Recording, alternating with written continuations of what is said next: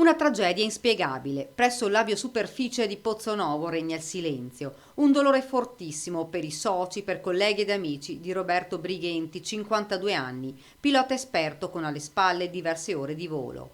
Cosa sia accaduto saranno le indagini a chiarirlo. Secondo i testimoni, il velivolo, un Firefox 2 posti, era in fase di atterraggio dopo un volo di circa 30 minuti, quando forse, per una manovra errata, si è schiantato al suolo.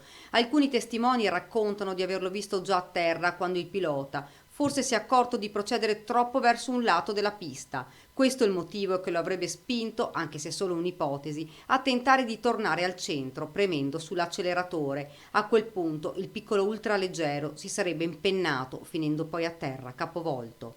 Gravissime le ferite riportate dal 52enne, traumi al volto e alla testa. Il personale del SUEM ha provato a rianimare il pilota, ma purtroppo il medico ha dovuto dichiararne la morte. Brighenti viveva a Due Carrare con la compagna e lavorava all'Università di Padova come tecnico informatico, una doccia fredda in paese. Era una persona gentile, dai modi educati, e questo è il ricordo più vivido che ho.